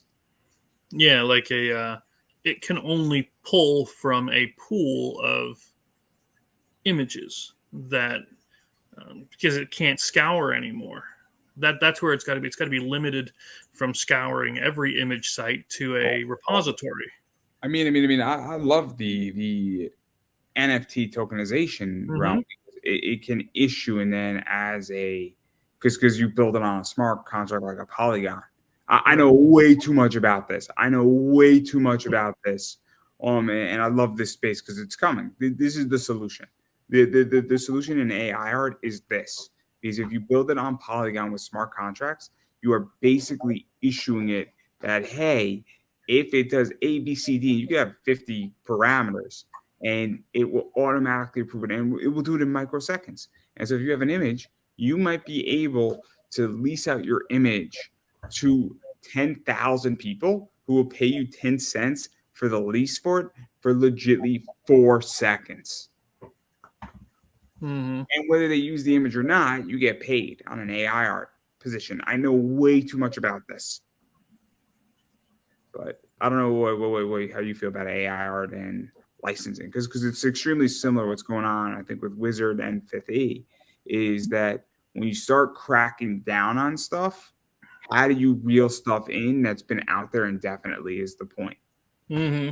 That is the kicker. How do you you can't put the genie back in, you know, once it's out, it's out. And right now, if they are pulling Serious data, huh? about doing it? Serious about doing it with Fifth E? If you're dead serious, I mean, that's going to be, that would have to be a whole department of people that's dedicated to just initially wrangling in all of the extra content. And but you would have to have an ironclad contract, and uh, maybe even saying you can only publish through us. You know, there's a lot of, because I mean, how are you going to know? How are they going to know? I should say, if somebody makes a supplement based on the 5e edition, and they just call it something else, you know. I mean, because that's where this gets tricky, right? Is that what is transformative and what is a copycat, right? And I'm not a copycat lawyer. I'm not a trademark lawyer, but I know that so I'm wearing a John Cena "You Can't See Me" T-shirt, right? We all know what this is from. I mean, right? Mm-hmm. You know what this is referencing, right? Sure. I mean, it's G.I. Joe, right? Yeah. Like so. But is this transformative enough that it's all right that they're referencing G.I. Joe? We all know it's referencing G.I. Joe. I would say yes, right? Even though it's the scheme, obviously, right there, Yeah. right there is the thing. I mean, but I would make the argument, and then I mean, I show the back. I don't know how many people could see that. It's not exactly the best thing. I'll stand up to prove my point here. This is absolute. Let me know when everybody can see my back here. To prove I'll my let point. you know. I'm working on it, guys. Okay. Like the dossier. Right. So, I mean, but I would make the argument that it's transformative enough, right? Mm-hmm. But how do we figure that out? That's not. I'm not even close to uh, enough of a legal scholar to be able to know that. But that's my point. Is that So how can the average person be? I don't know. I'm very Right? confused. Very. It confuses me because again, I don't know anything about this. I just know that it's a problem, and I'm not a D&D player, but I know that once this happens, I don't think it's a good thing for other industries. Where I like when walls are torn down versus when they're erected. Yeah. Well, imagine this. You have plenty of people out there who are very good at impersonations, correct? What would stop that person? Let's say a studio wants to hire um, somebody who's a good Harrison Ford impersonator. Then they use the deep fake, the AI, like they did with the beginning of the movie, to map his face onto an actor, and this other person just does the voice. Pay the You could pay 1/10 of the cost to have Indiana Jones be young again and not suck in his own movie. I'll throw you something crazy. So did you see Into the Spider-Verse, the first one? Yes. So it was Liam not Nielsen, but the other Liam. Liam Sharper or Liam he was Ray Donovan Oh, in okay. I know who you mean. Shriver, I think, right? Yeah. So he's doing SNL, but they need to do some scenes where Wilson Fisk is screaming. So the guy who did Fisk's voice was Lex Lang. Lex Lang is a guy who does a lot of ADR, a lot of voice matching, a lot of things of that nature.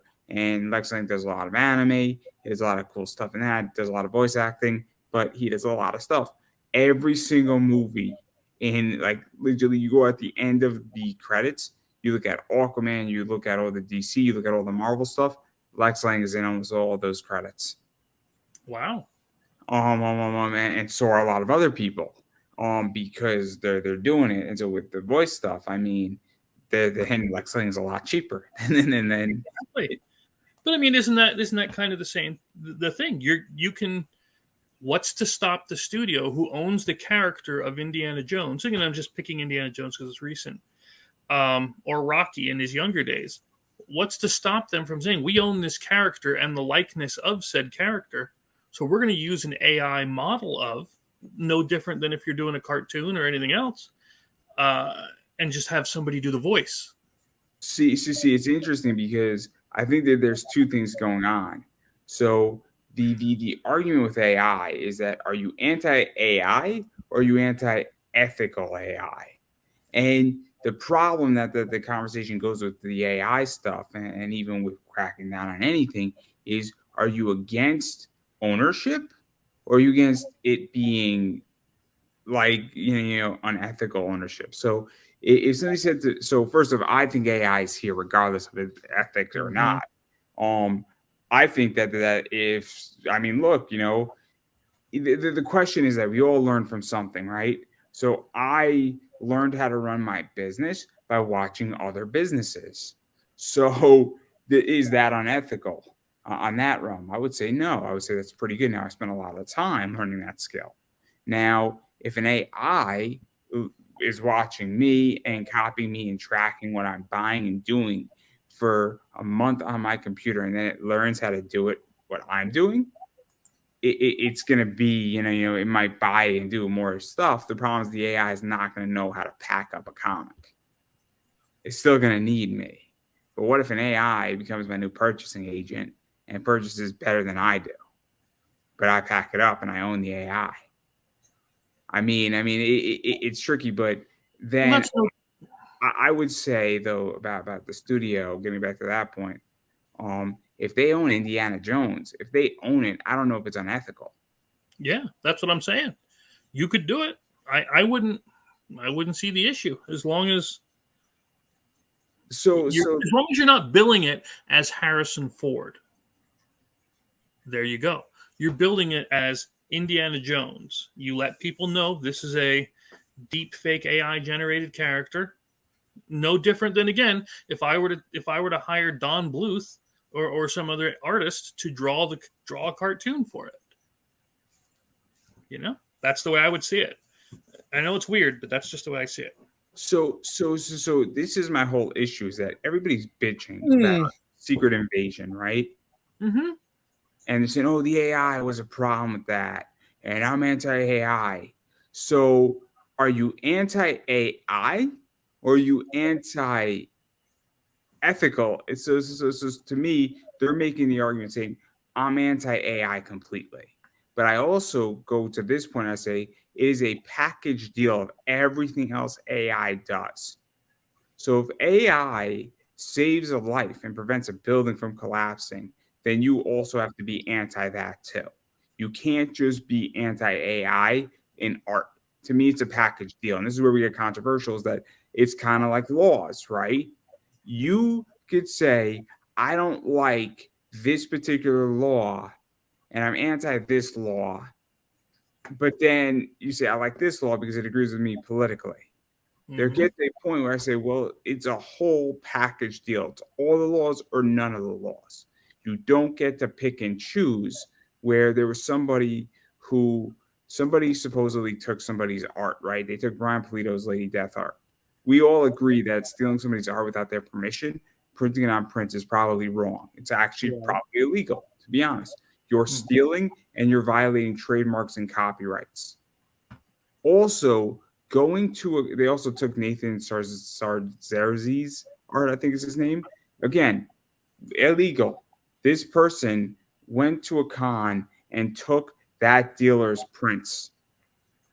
Now, the problem with this whole situation is that you stole and you engaged in a seizure without having any legal authority because the only people who can see something is a sheriff.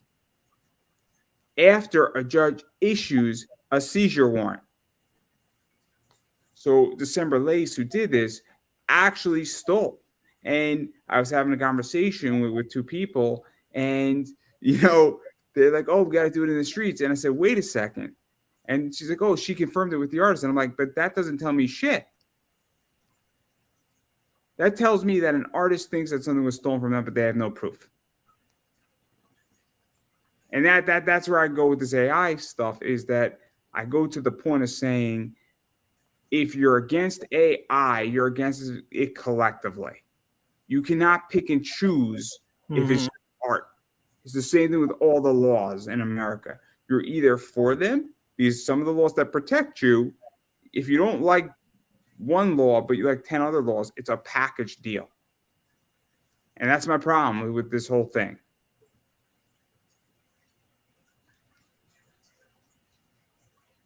Did I silence the great Chris? No. I mean, it's the same with if you were. It's the same thing with the Second Amendment. I'll put it down.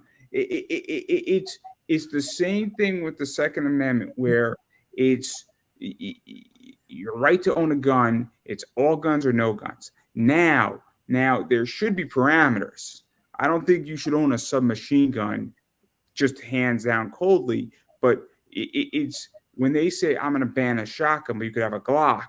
That's a ridiculous argument on its surface, because there are positions that are reasonable. But again, owning a submachine gun Gatling gun that's mounted on a tank is probably a fair restriction. Probably. Yeah, I mean, automatic weapons are already illegal for public use. Good reasons. For good reasons. I mean, there's and no conservative has ever made that argument who's rational. Which argument? That you should be allowed to have an automatic. Yeah. Yeah, I don't need one. But anyway. We don't need to get into that. The point is that it's all or nothing. Yeah. But again, it is what it is. And that's what I think with E5. I think it's a problem. I do, because once you prohibit X, it's what's next. Yeah. So I don't know. I don't know how restrictive they've made it, because I've stayed out of the whole D&D thing because of stuff like this.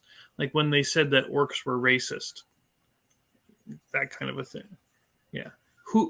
They said orcs were racist because it represented black people. I'm like, well, who made that connection, fella? That was you. Not you. I mean, the person making the statement. Nobody else thought that. I've been playing D&D, video games, everything for decades, and I've never thought like that. I didn't think Mr. Popo was a problem from Dragon Ball Z. Yeah. I thought Mr. Popo was great. I didn't think Jinx was a problem either from Pokemon. Oh, Jinx. Sorry, just pulling it up. I love it. So what the whole thing with Jinx was that it said that Jinx was making fun of black drag queens. Like, I was like, I just thought Jinx was a Pokemon that was an overzealous, little bit ugly Pokemon that wanted to kiss Brock. And I thought it was funny on the trope that Brock is trying to hit on Nurse Jenny and Nurse Joy, and he's getting rejected. And then Jinx loves Brock, and Jinx is like not attractive. I thought it was a hilarious joke. That's what I thought the joke was. But people make things out. They find things to be upset about, and it's just, I don't know, just stupid. People need to chill it out. I agree. So yeah, so I agree. I would ask you how the state of comics is, but I don't know if that. Well, I mean, there's. We talked a bit about it earlier, and that there is something I want to say, and I won't name names just to keep you safe. Oh, you can name names. I don't care. There's where I live. I'm all right. There's somebody with a comic, let's just say that's 2 or 3 years late. I backed that one. I backed his next two, thinking that these ones were going to ship. Still hasn't even started working on those two that were. Oh, we could just say who it is. I know who it is. We all know who it is. And just launched book 3. Oh, let's just say we could use codes. I'll use a few codes. Um, does he have a ram? Does a rambunctious ninja summon him at any point? I don't know that one. Is it about friendships who one of them leaves a village to go with No, other people? no. Is one of them? Oh man, oh, there's so many jokes. Oh, like you're gonna kill yourself when I tell you what I'm referencing. Yeah, it's the fifth letter of the alphabet. Let's put it that way. The fifth letter of the alphabet. This is like I think like the like. I'm trying to figure it. Yeah, we all know it's EVS. It's not that hard. Yeah, absolutely it is. No, and I think I have a right to be upset about this. We can talk about that. We can talk about that. I think that it's kind of ridiculous, to be very honest, that what is it, Rainbow or Rainbow the Brute. Yep. Brute. So that one was done like 4 years ago, and it raised a little like what 436,000 on Indiegogo, around that number. About. Yeah. I mean, I'll talk to EVS about this. I got no problem. I'm sure me and him would have a lovely conversation about it. And honestly, you can tweet it at him right now. I'll cut this thing up and I'll send it. Hey, man, if you want to talk about it, you want to defend it, I'll give you a fair defense.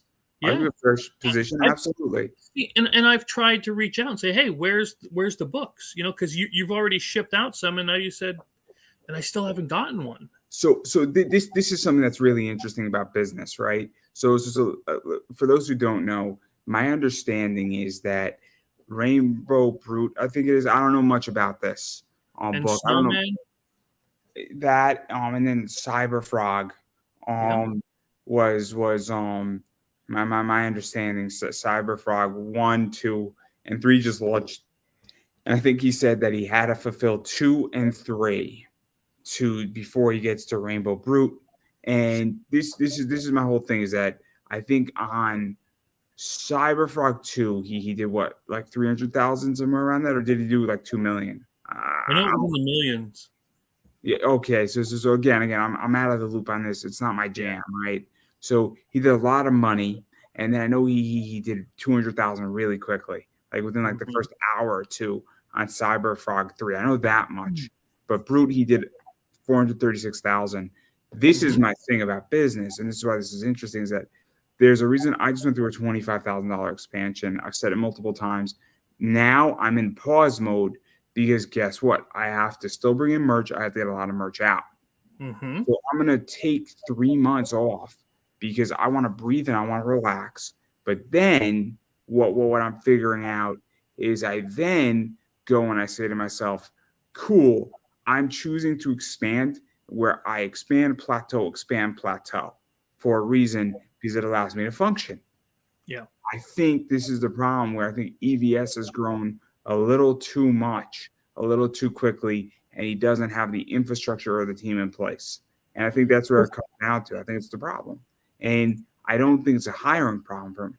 I think he has to stop and he has to eat not $100,000 loss, but maybe a $60,000 slow down loss of business to get back on track and get the train rolling again. Because again, I'm looking at the Wrecked Planet one, which again, I enjoyed the Blood Honey one. I liked it. It's just I never got this one. Then he launched the Rainbow the Brute, which I backed. Then it was Snowman, A Cold Day in Hell, which I backed. And then I'm looking at, now he put out Dark Harvest and then Cyberfrog 3.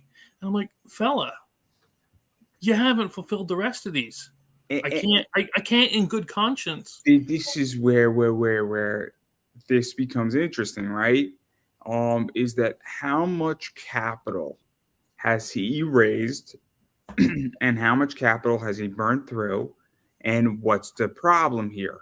Because once we all know the problem, if this shit is massively expensive, maybe there's a good reason. Maybe production's messed up. maybe when you have this much volume, that maybe he has a warehouse problem and he actually has to buy a piece of property so that he can actually store this, or maybe he has to find a warehouse that will service him and he can't do anything until he gets that deal solidified.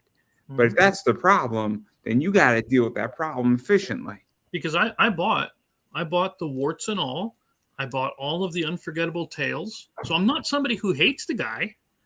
I want to know what's going on. Where's the stuff? Why are you putting out 3, 4, 5 more books when you haven't fulfilled back then? Because then I bought the Blood Honey, and then I bought the Blood Honey White, the one that was all white, like embossed thing.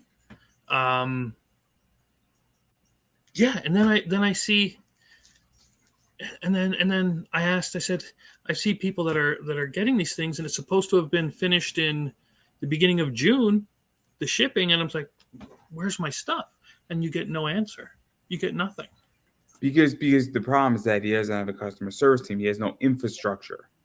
This is what I want to emphasize, because I have no problem. If he wants to come on my show, we'll talk about it. We'll talk about business, talk about infrastructure. More than happy to. And everybody that I've had on my show, without a doubt, that I think it'd be a great interview. I think it'd be interesting. We could talk about a lot of things. We could talk about Flashpoint, which should be fun. Oh, I loved it. Yeah, like I said, I don't hate the guy. I'm just wondering what's going on. Get along with him great. Honestly, I think I would get along with him great because I really enjoy what he did. I enjoyed his work on Jordan Peterson's book. I don't hate the guy. I haven't backed anything from him, and I'm not interested in destroying it. It's a conversation, not an attack. So that's the way. And so, but if he has an infrastructure problem, the solution to that is very simple. And this is what I'm trying to get at with people in comics, is that I have not gone through it. $25,000, what he's done, it's a different ballgame. But the theory is the same on this, where you need to understand infrastructure. So there's a reason why I knew what I could play at. I plateau. I address problems. I fix what went wrong. Certain merch hasn't come. I sold a bunch of baseball cards, about 7 of them. I don't even have them.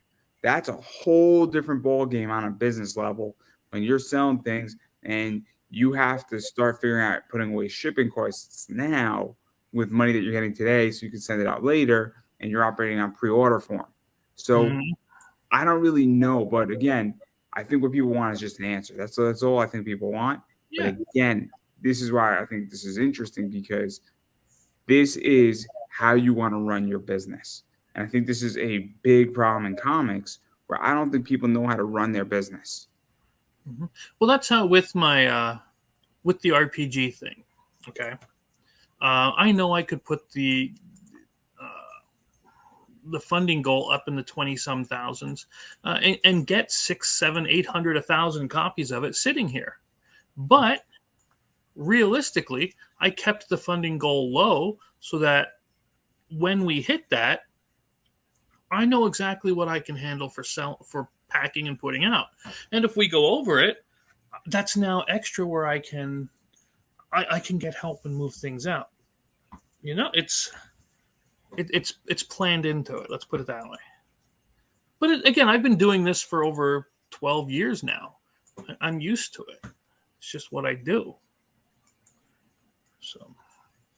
No. I think it's infrastructure. I think a lot of people, and I think EVS is an easy example of this, where I just think it's not a product problem. It's not a creative problem.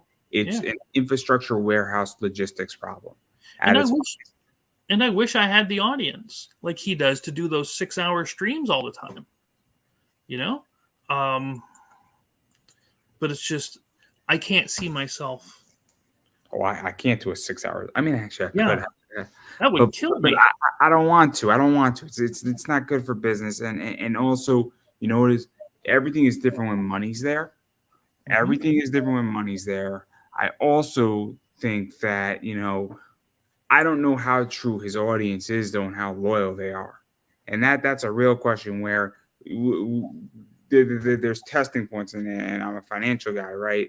So I look at Bitcoin right now. The number with Bitcoin is that there's charts, And so Bitcoin has a number that either it's going to go on a bull run or it's going to go on a bear run.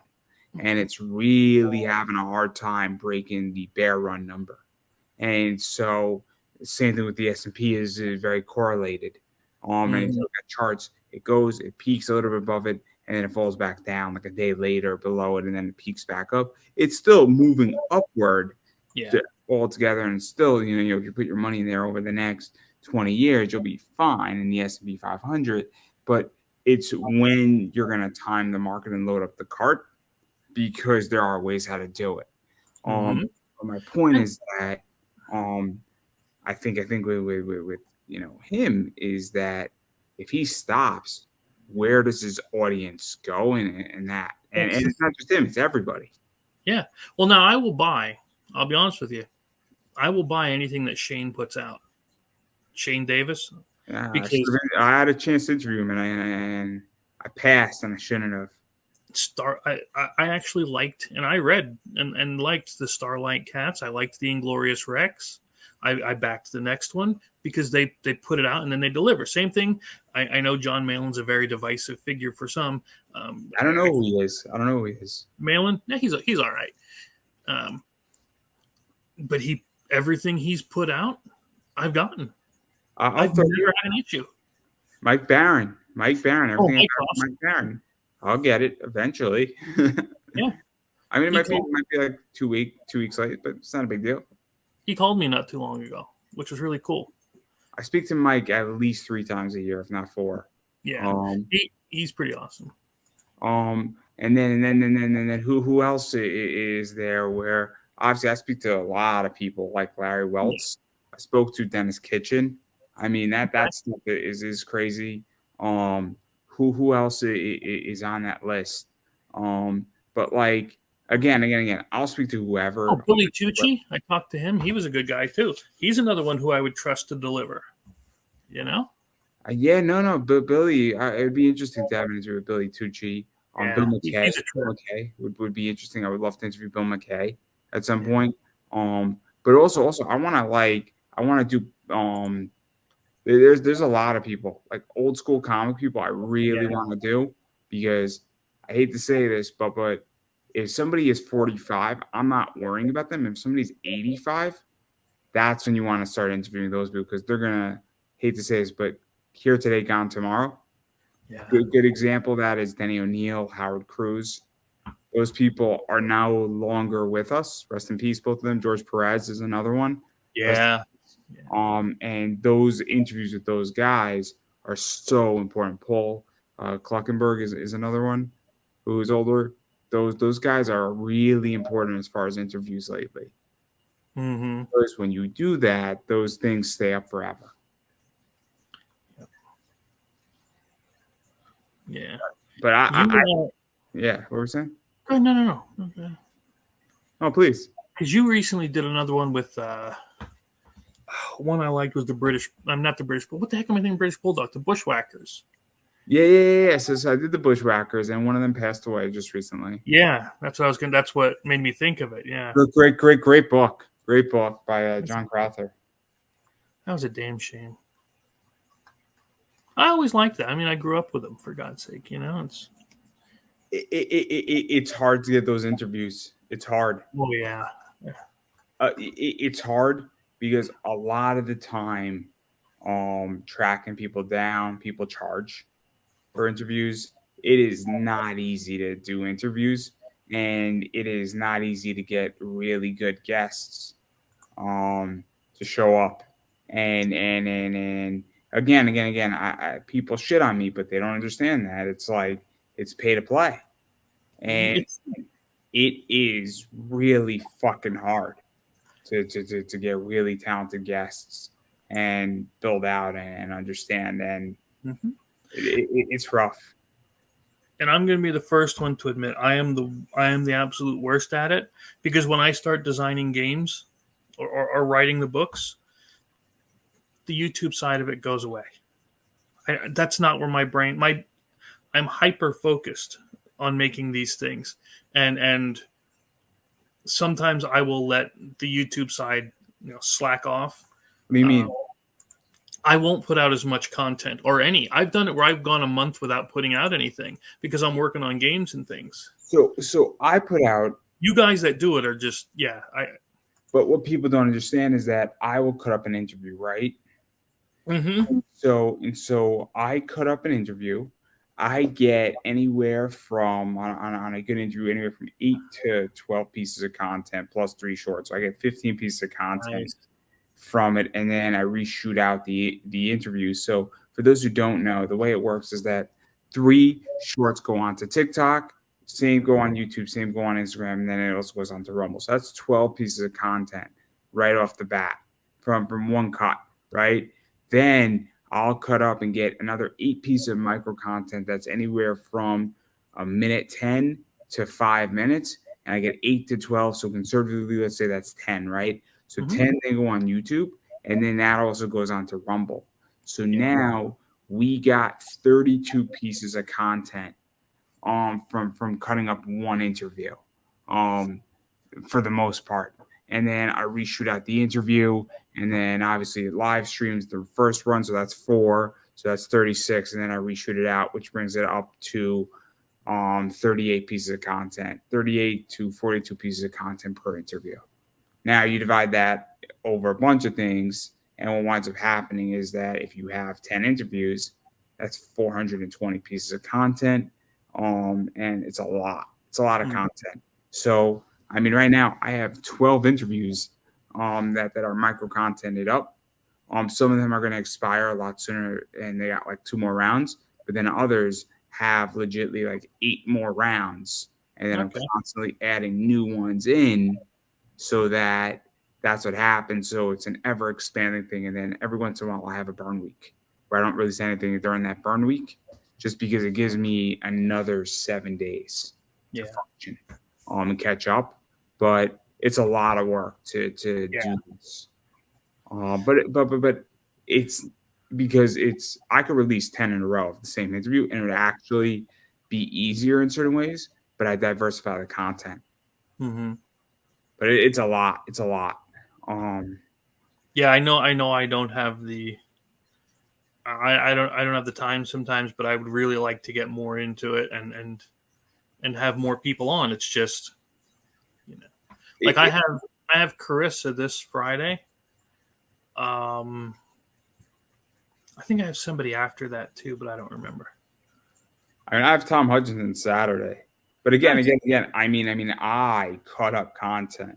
Yeah. And what's that? I mean, there's a reason why I cut up content the way I do, and I'll be very honest, it's aggressive. And also, I cut up content and nobody watches it, but I also know that it exists. And that when I have 2,000, 3,000, 4,000, 5,000, 6,000 videos, all of a sudden I'm like, I get it, because I'm playing the long game, not the short game. That's what I was telling Ben too, was you have to have some of that short, punchy, quick, grab their attention content, but you have to have that evergreen stuff that's going to sit there, and it might only be 3, 4, 5 a week, but it's going to keep constantly doing 3, 4, 5 a week. Well, what I'm aiming for is that I want to bury all the good content that automatically gets views, and I want to get that stuff buried, because that's going to find a home. And I don't want it front and center, because who cares if it's front and center? It doesn't mean anything to me. Because if it's doing 5 views, I want things to be what are known as sleepers. So all of a sudden what happens is that there's 1,000, 2,000, 4,000 views 3, 4 years later, and you didn't even see it. Yep. Because and it happens. There's been quite a few videos that it has happened on, and it's very, very cool, because guess what? When I get monetization, which I think will eventually happen, all of a sudden you have 6,000 videos that are all monetized. You have maybe 30, 35 bucks coming on YouTube every month for doing nothing. It's pretty sweet, and all of a sudden things become sustainable, and then that 35 becomes 36, becomes 37, and there you go. And so that's the whole plan. But that's what I keep telling them. Speaking of plans, can I show, because I didn't show anybody the campaign page yet. Sure. Can I show that to you? I won't play the video. You've seen it a bunch of times. But we have, again, we're doing the core rules. Not only that, but we're also doing it just shows you what's in the core rule book, but we're doing a starter set that's going to come with dice, the quick start rules, and that adventure we were looking at before, as well as a deck of cards and tokens. So it's going to be, and of course, we have a deluxe thing where you get both the rules and the quick start set. We have a special set of cards just for the NPCs, gear, and initiative. And we walk you through how to play. We have our videos, of course, that we did. I did a whole series. I say we, but it's me. You know. So I did a whole series of how to play, everything from setting up characters, what are the items, how to run a story, how to write your own stories. And of course, we have add-ons and stretch goals and stuff. But yep, and this here. See, what we did was we actually got to license. I'm sure you've heard of Blade Runner, Aliens, Walking Dead. Well, this company, Free League, did RPGs based on those, and they licensed out their engine, which is what I used. So they allowed, and I asked them straight out, they allowed me to use the engine to build Slaughterville so that it could have the fear mechanics, the stress, the panic, and everything else. So it's based on the same thing that The Walking Dead is based on, as far as the underlying RPG structure. So it'll be pretty cool. I think people are going to like it. Plus, those dudes are top notch at Free League, man. I've been talking to them a lot, and they're always single most helpful. That's important. That's a lot of the things that's missing in comics and games and everything these days. It's just the common courtesy and helpfulness. You have so many people that want to stab you, or hold you back, or tell you you can't do this. You know. Drop them, get them out of your face. End of story. Very true. Very true. Everybody who told me that was a bad idea, I usually double down on it. I've learned that a long time ago, and I've been right 9 times out of 10. And on the 10th time, I've only been half wrong. Yeah, exactly. Yeah, just like Kat, she told me, I swear to God, this happened. I was going up to that Wellsboro convention, and she said to me, why are you taking so many copies of Gods of Metal? Nobody's going to want that, because she doesn't like the game. That's not her kind of game. That was my biggest seller when I was up there. It's a different area. You know what I mean? So yeah, it's you can't listen. I mean, if your stuff is objectively bad and everybody's telling you, that's a whole different story. But don't listen to bullies. Let's put it that way. I agree. I agree. You know what I mean? I agree. The only beer I drink. Did you know that they said they used like Adrianil, but it's not? And so if you could prove that in the last few years that you've bought it and you have a legitimate purchase, you could be entitled to like $25 back. What? AEW. Oh, you didn't hear about this class action lawsuit? No. What is this? Oh, look it up. I'm gonna pull it up right now for all of us. Because this is like the best place to end. Sorry, I didn't mean to be boring. I just wanted to show the campaign. No, that's fine. That's fine. Root beer. I'm pulling it up right now. Class action lawsuit. I mean, it's amazing. Class action settlement. I'm gonna pull it up right now. They settled. They did settle. Wow. So I'm going to pull it up for you right now because this is so important. This is like the most important thing we could ever think about. There's important things in life, and then there's this. So here we go. You can see it, right? Mm-hmm. So they A&W class action settlement reached after releasing falsely advertised vanilla root beer. Oh my God. So in New York, judges preliminary approved the settlement to proceeding involving AEW Concert Company and Keurig Dr. Pepper Inc., the makers of A&W root beer and cream sodas. So the lawsuit takes issue with beverages made by the company labeled with the term made with Adrianil when the soda's flavor actually comes from artificially flavored. So obviously, it is not on here anymore. What? That's not on here anymore. Aged vanilla. I remember that now that you say it.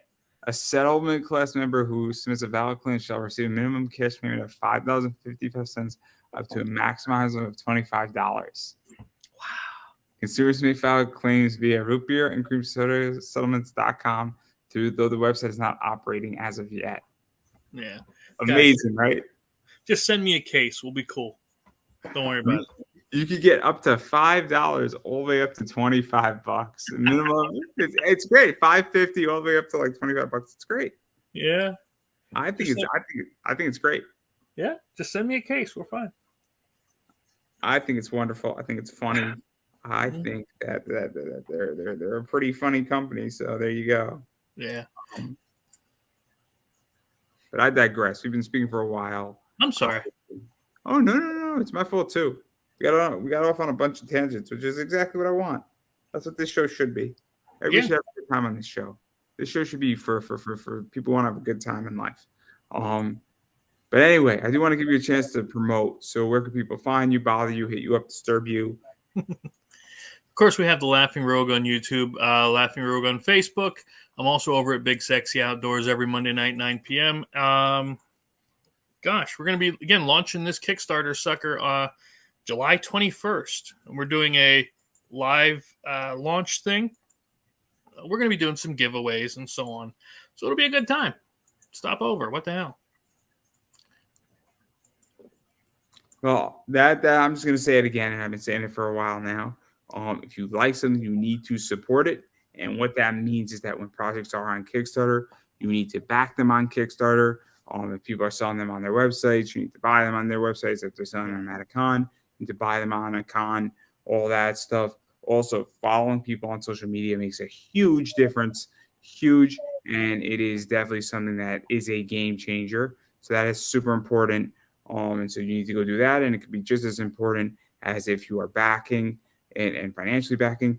Furthermore, and I'll say this as well, interacting is also very, very crucial. So all that stuff matters. And as far as I'm concerned about everything that I'm doing, I am Pop Anime Comics on Twitter, Instagram, Facebook. I am also Pop Anime Comics on TikTok. You can find me there. I promote a lot of stuff and do a lot of short videos on TikTok. So you can definitely find me there. Check me out. See what I do there. Some cool stuff. You know, it'll make your day better. I promise. Hey, you'll learn something. It'll be fun. Right. So that's something to keep in mind. Also, obviously, I buy me a coffee. You can buy me coffee if you'd like to support the show. You don't have to, everybody. You can if you would like, as well as, though I do appreciate when people interact with me on social media more than anything else. I also have a t-shirt. That's another way how to support this show. So definitely check that out. Or conversely, just buy my fucking merch on eBay, guys. That's really what you should do. If you want some rare comics, my eBay stuff is up there. Just buy stuff from my eBay store.